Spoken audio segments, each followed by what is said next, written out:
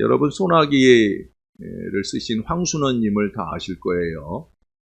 소나기는 쉬운 제목인데 이분이 쓴 소설 가운데 링 반데룽이라고 하는 독일어로 된 제목의 소설이 있어요. 그 가운데 이런 글이 있습니다.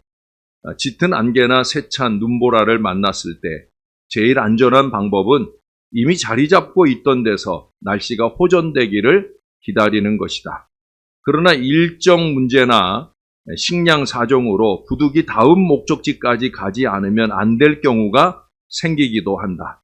그때 보통 등산자는 자기가 목표한 곳을 향해 곧장 걸어가고 있다고 생각한다. 그러나 실은 자신도 모르는 사이에 착각에 의해 어떤 지점을 중심으로 둘레를 빙빙 돌기가 일수이다. 이것이 이른바 링 반데룽이라는 것으로 사람에 따라 왼편으로 돌기도 하고 또 오른편으로 돌기도 한다. 그러다가 결국 세찬 눈보라나 짙은 안개 속에서 등산자는 이 환상 방황을 하다가 조난을 당하게 된다. 링 반데룽이 무슨 말인 줄 알겠죠? 이게 독일어인데 원을 의미하는 링, 독일어의 원이나 영어의 원이나 똑같이 링이에요. 그럼 반데룽은 무슨 말이냐? 반데룽이라는 말은 방황을 의미하는 거예요. 그래서 원방황이다라고 하는 얘기예요. 그래서 이 제목의 소설에서 앞으로 나아간다고 생각을 하지만 이게 착각이라는 거예요. 결국 출발했던 그 원점으로 다시 돌아오는 그 어리석은 모습을 그렇게 이 소설에서 그리고 있어요. 우리 인생에서도 앞이 보이지 않는다는 이유로 이 환상 방황을 하는 경우가 많아요. 아니, 앞이 보인다 할지라도 제자리를 그저 맴돌고 있는 어리석은 일들이 많이 일어납니다. 신앙하는 여러분 성도들을 보아도 이게 좀 전진해 줬으면 좋겠는데, 자기들 깐에는 이제 전진한다고 애를 쓰는 것 같은데, 근데 제자리 걸음을 반복하는 그런 어리석음을 보이는 그런 교인들도 많이 있다는 거예요. 그 이유는 뭐냐? 확실한 목적지를 향해서 나아가지 않기 때문입니다. 근시안적인 목표만을 갖고 목표만을 보고 가면 결국 떠났던 그 자리로 돌아오게 되어지고 맙니다. 그 사이 체력은 떨어지고 가지고 있던 능력과 또 열정마저도 다 바닥이 나고 말게 됩니다.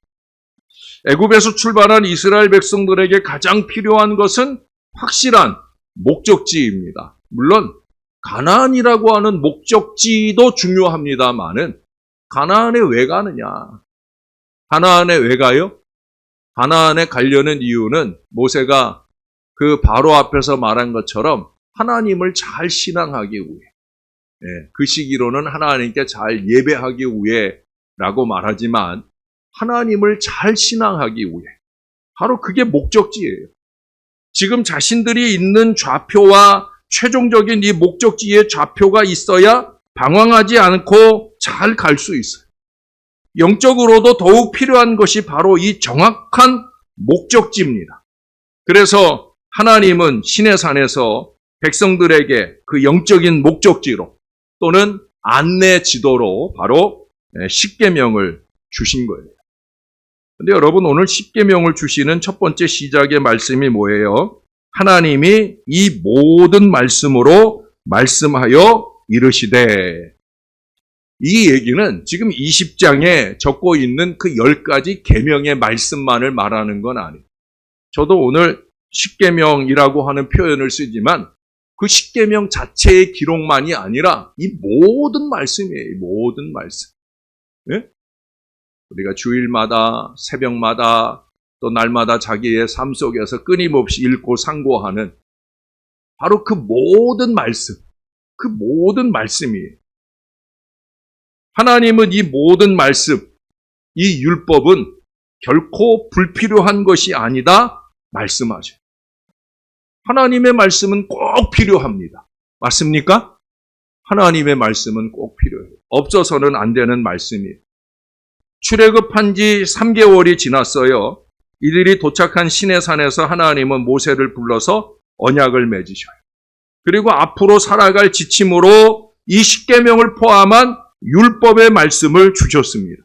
이 언약은 아브라함 때로부터 계속되어 온 하나님과 그 백성 사이의 관계가 공식적으로 드러나게 되었다는 것을 의미합니다. 다시 말해서 이 언약이 하나님과 이스라엘 사이의 관계를 눈으로 보여주는 것이다. 바로 그 얘기예요. 이 언약으로 말미암아 공식적으로 이스라엘은 하나님의 백성이 되었어요. 근데 이 율법은 사람을 구속하는 특징을 가지고 있다는 이해가 점점 강해졌어요. 그건 왜 그러느냐?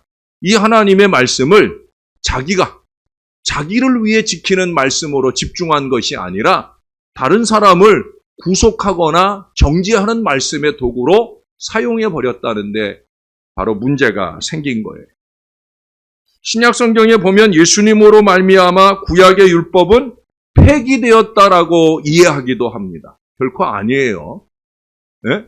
혹자는 이제 예수님 복음 시대인데 구약의 말씀이 뭐 필요 있느냐? 십계명이 뭐 필요 있느냐라고 무식한 말을 하는 사람들이 간혹 있어요. 여러분 아니에요. 신약 성경의 관점에서 봐도 십계명은 여전히 여전히 필요합니다. 예수님께서 산상수훈에서 십계명과 관련해서 가르치실 때 예수님 뭐라고 그랬어요? 네? 마태복음 5장 17절에 가보시면 내가 율법을 폐하러 온 것이 아니다. 분명히 말씀하셨어요. 그리고 뭐라고 덧붙였어요? 오히려 완전하게 하려고. 내가 율법을 없이 하려고 온 게 아니라 율법을 완전하게 하려고 오셨다라고 강조를 했어요. 그러시면서 하나님 사랑과 이웃 사랑이라고 하는 두 개의 계명으로 완벽하게 요약을 해주셨습니다. 그리고 하나님 사랑과 이웃 사랑의 결정으로 우리 예수님은 십자가 위에 달려 죽으시는 그 위대한 사랑의 완성을 통해 율법을 완성해내셨어요. 바울 역시도 로마서 13장 같은 데 보면 이 사랑에 관해서 교훈하면서 결코 십계명을 거부하지 않아요. 예수님의 가르침과 바울의 정리는 십계명이 하나님 말씀이 오늘에 있어서 불필요하다는 것을 말하는 것이 아니라 사랑으로 그 율법이 완성된다 하는 것을 가르쳐주고 있어요. 사람이 사랑을 하면 율법을 폐하는 게 아니라 더욱더 율법을 잘 지키는 것이 된다는 거예요.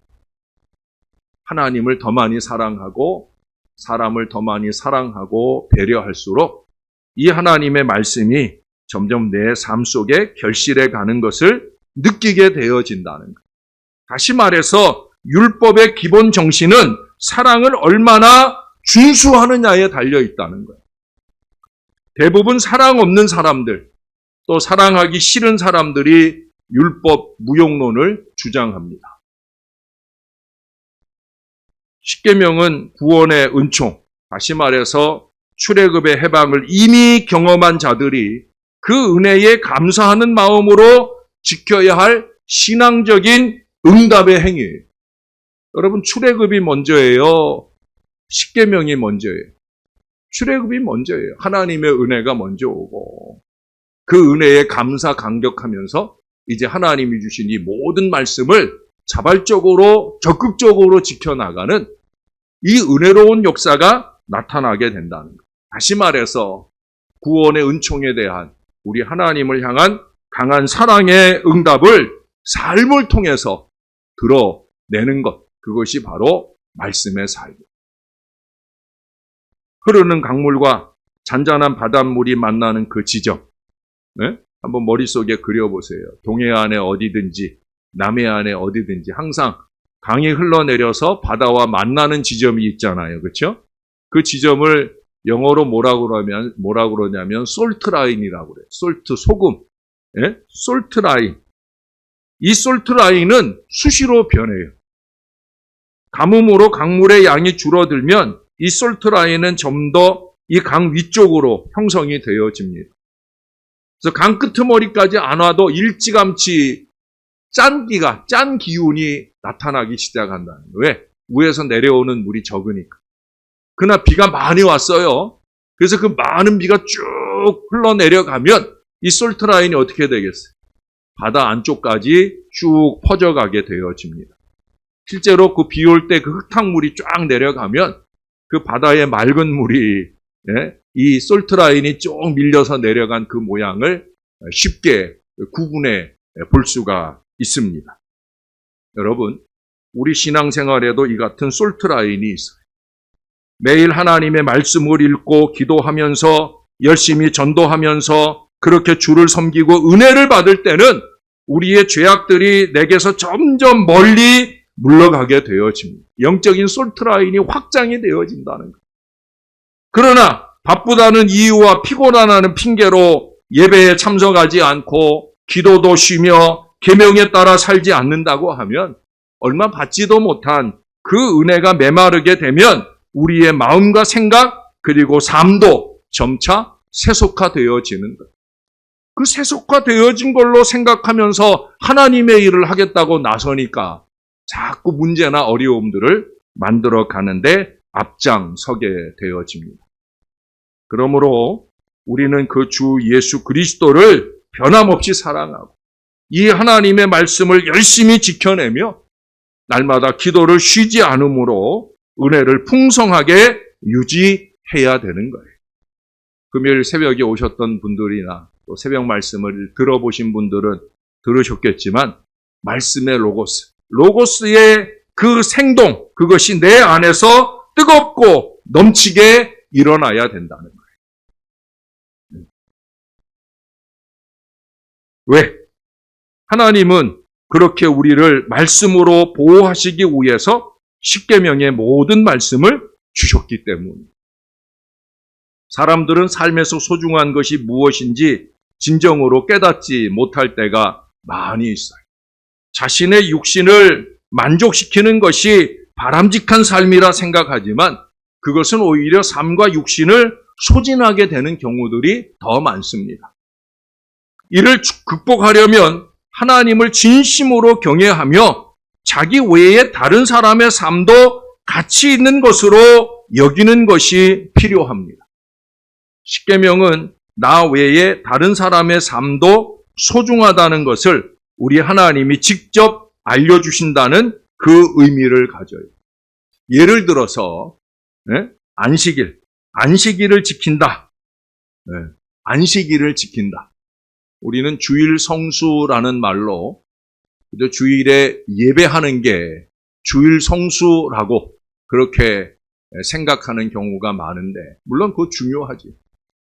그러나 안식일이라는 명칭이나 또 예수님 하나님께서 6일 동안 열심히 세계를 창조하고 그리고 제7일에 안식하였다는 의미나 또 주님이 주일에 부활하셔서 저와 여러분 우리 모두에게 새로운 생명의 역사를 주셨다라는 점에서 보면 이 안식일, 이 주일이라고 하는 개념은 예배하는 이 하나님을 향한 마음만 아니라 나와 너가 함께 쉼을 얻는 열심히 일을 하고 쉼을 통해서 모든 사람이 하나님의 기쁨에 동참해야 된다 하는 그 의미가 더 강하겠지.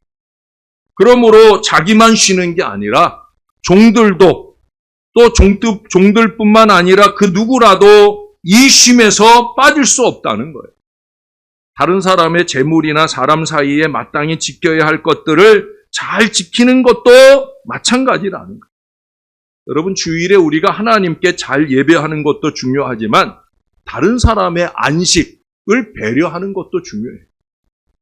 주일에는 가능하면 우리가 함께 만나서 서로의 마음을 상하게 하는 일들을 가급적이면 만들지 말아야 된다. 왜? 안식하러 왔는데 우리의 마음이 함께 쉼을 얻는 이 주일이 되어야 되는데 그래서 몸과 마음이 쉴 수 있는 자꾸 너무 쉬느라고 예배 시간에 자는 걸 말하는 건 아니죠. 네. 어떻든 저와 여러분이 주일에 함께 만나면 피차의 안식을 이루어줄 수 있는 이 관계가 맺어져야 된다는 거예요. 하나님께서는 이렇게 나 외에 다른 존재들을 보살피고 그들을 향한 배려의 끈을 놓지 않는 것이 바로 나 자신을 위한 길이다라는 걸 깨닫기를 원하십니다. 유대인들은 안식일 준비와 같은 이 계명의 중요성을 깨닫고 지키다가 점차 본래의 뜻을 잊어버리고 그 법 자체를 지키는데 의미를 두게 되었어요. 법 정신을 지켜야 되는데 법 문자를 지키는데 매달렸다는 거예요. 그런 식으로 율법을 지키는 것은 안식일의 주인이 누구인지를 망각하는 일입니다.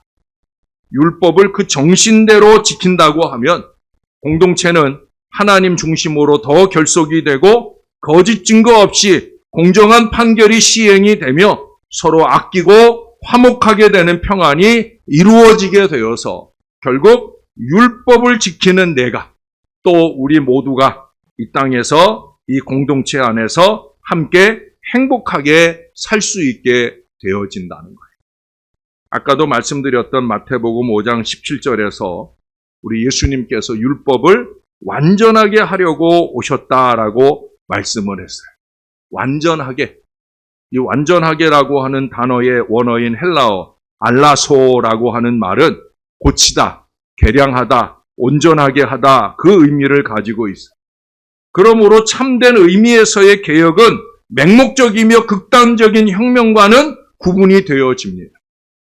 옛 것을 말살시키고 전혀 새로운 것을 도입하는 것이 개혁이 아니라 옛 것과 현재의 그 잘못된 것, 미숙한 것, 불완전한 것들을 좀 개량, 개선, 갱신시켜서 좀 더 완전한 쪽으로 만들어 가는데 이 개혁에 참 의미가 있다는 거예요. 한자로 개혁, 고칠 개자에 가죽혁자를 씁니다. 왜 가죽혁자가 나오느냐? 좀 이해가 안 될 수도 있는데 고대의 동물의 가죽으로 옷을 지어 입는 과정에서 유래된 말이에요. 이 동물의 가죽은 그 자체로는 의복구실을 할 수가 없어요. 그것을 잘 마름질하고 다듬고 자르고 디자인하고 바느질해서 비로소 옷이라고 하는 문화적 개념으로 발전, 개량시키는 그 일련의 과정. 그게 바로 개혁의 의미라는 것을 우리들에게 가르쳐 주는 거예요. 그래서 개혁, 고칠 게 가죽혁자를 쓰게 되어진 거예요. 잘 아시는 대로 에덴에서 쫓겨난 아담과 하와를 그 추위에서 보호하시기 위해 우리 하나님께서 가죽옷을 지어 입히셨어요. 지어 입히셨어요. 개혁에는 항상 이 창조라는 요소가 깃들여 있다는 거예요. 어떤 것을 말살시키고 죽이고 없애는 것으로 이루어지는 개혁이 아니에요. 살리고 더 온전하게 만드는 것이 성경적인 개혁의 의미입니다. 우리가 어제 데살로니가전서 3장에서도 보니까 바울 일행을 살리고 목회자를 살리는 게 뭐예요? 그 데살로니가 교회 성도들이, 여러분 믿음의 백성들이 믿음 위에 굳게 서는 것, 그것이 영적인 지도자들을 살리는 일이다. 결국 피차에 같이 살자는 거예요. 불완전하고 죄인된 우리 세계를 버리지 않고 그리스도를 내어주셔서 그리스도를 통해 고치시며 온전하게 하시는 하나님을 통해 우리는 개혁의 참뜻을 찾을 수 있어야 되는 거예요. 그리고 그 온전한 개혁이 우리 안에서 넘치는 감사를 가능하게 할 줄로 믿습니다. 그래서 십계명도 주시고 말씀도 주시는 거예요. 또 로고스 되시는 우리 예수님도 주신 거예요. 하나님의 완벽한 개혁적인 보호, 보살핌이라는 사실입니다. 그런 점에서 보면 진정한 개혁은 풍성한 배려로 완성이 되어지는 거예요. 그러므로 하나님은 인간 상호 간의 죄는 하나님의 죄만큼이나 중하고 무섭다라고 말씀하고 계셔요. 우리는 하나님 앞에 죄 안 지으면 된다라고 생각하지만 아니에요. 우리가 사람들 피차간에도 유의하고 조심하고 배려하면서 서로 잘못하지 않도록 노력하는 삶이 중요해요. 여러분 십계명을 보세요. 그 내용에 따라서 우리가 하나님과 사람 사이에 수직적인 관계에 대한 규정이 1계명부터 4계명까지. 그걸로 끝나지 않잖아요. 하나님과의 관계만 중요했다고 그러면 4계명이면 되는 거예요. 그러나 하나님의 관점에서는 아니라는 거예요. 너희들끼리도 중요하다. 그래서 5계명부터 10계명, 사람과 사람 사이의 이 수평적인 관계에 대한 그 규정, 5계명부터 10계명까지로 구분해 주셨어요. 그런데 하나님께서는 이 두 가지 차원의 계명을 묶어서 10계명이라는 이 하나의 이름 안에 동시에 주셨다는 거예요. 먼저 4계명을 주고 나중에 6계명을 준 게 아니라 동시에 이 10가지 계명을 묶어서 내어주셨다는 거예요. 하나님께서 이스라엘에게 주신 계명들이 하나님을 중심으로 한 종교적인 계명과 이웃과의 관계를 목적으로 하는 사회적인 계명을 결합시켰다라고 하는 거예요. 이것은 하나님께 대한 인간의 책임과 사회 안에서 마땅히 지켜야 할 인간에 대한 책임의 비중이 결코 다르지 않은 걸 의미합니다. 가지수로 보면은 하나님께로 향하는 것은 오히려 4가지인데 우리 같으면 안 그럴 것 같아요. 하나님을 향한 것도 5가지, 또 이웃과의 관계에도 5가지 이렇게 만들 것 같은데 아니에요. 가지수로 보면 오히려 이웃과의 관계에 대한 말씀을 6가지 더 많이 말씀하고 있다는 거예요. 하나님의 관심이 어디에 있느냐를 우리가 주목해 봐야 돼요. 우리는 때때로 하나님을 향한 일 때문에 사람과의 관계를 무너뜨리는 어리석음을 범할 때가 많이 있어요. 우리는 하나님에 대한 것은 매우 중요하다고 생각합니다. 그러나 사람 사이의 관계는 하나님에 대한 것과 비교할 때 조금 덜 중요하다고 생각하기도 합니다. 그러나 십계명은 이 2가지가 서로 다르지 않음을 분명하게 우리에게 말해주고 있어요. 사람들에게 저지르는 잘못, 그것은 곧 하나님과의 관계된 이 범죄와 동일한 차원에 속하는 것으로 하나님께서 받아들이신다는 거예요. 그래서 신앙은 신의를 포함합니다. 제가 지난주 수요일에도 의리를 얘기했잖아요. 신앙적인 의리를 얘기하는 거예요. 네. 세상 사람들도 의리를 아는 사람들은 하다못해 폭력계에 있는 사람들도 의리로 뭉쳐서 그들의 목표를 완성하는 경우가 있잖아요. 우리는 신의예요. 신앙적인 의리. 예? 믿음을 기초로 하는 사람을 향한 우리의 진실한 마음, 하나님은 그것을 들여다보고 계신다는 거예요. 예? 겉으로 이렇게 좋게 말해주고 이게 아니에요, 여러분. 하나님 우리의 요 입술에 걸린 그 립 서비스를 보고 들으시는 게 아니에요.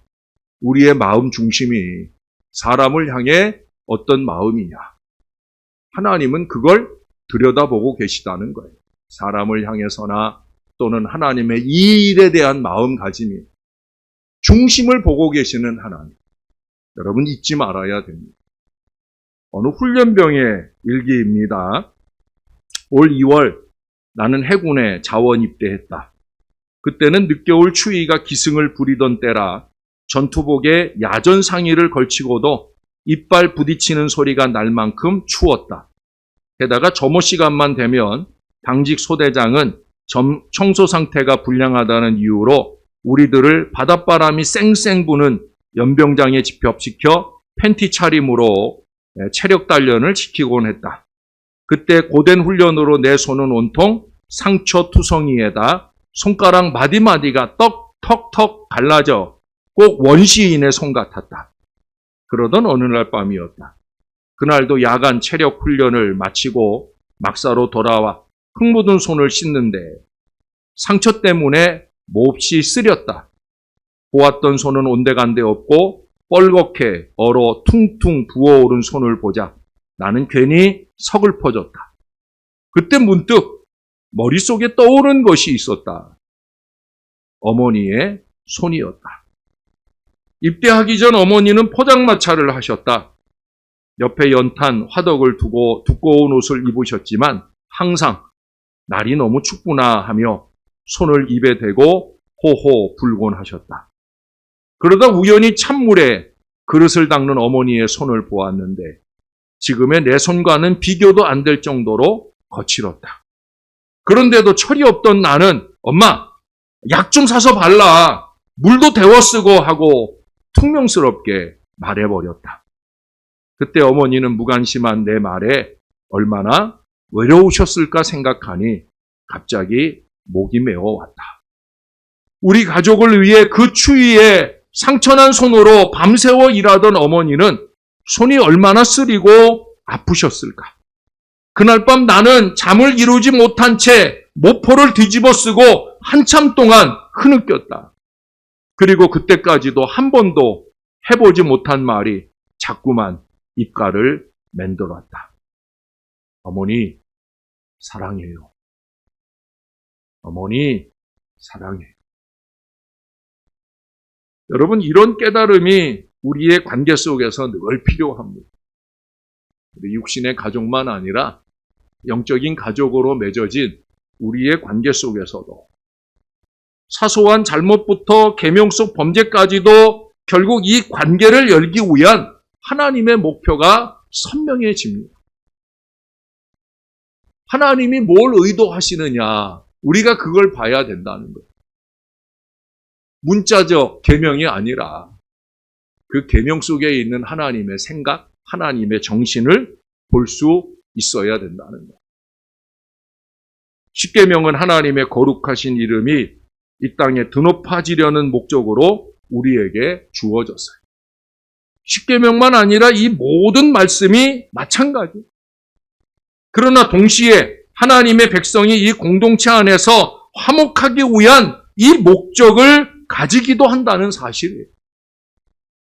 이런 서로를 향한 배려는 다시 나에게로 돌아와서 내 영이 건강해지고 이 땅에서 평화를 누리는데 기여하게 되어집니다. 나로 통해 다른 사람들의 평안이 배려되었다고 하면 그 사람들의 평안으로 끝나는 게 아니라는 거예요. 이건 우리들이 삶 속에서 얼마든지 경험해 보잖아요. 네? 솔직히 남을 괴롭게 하고 마음이 편하십니까? 아니잖아요. 아닙니다.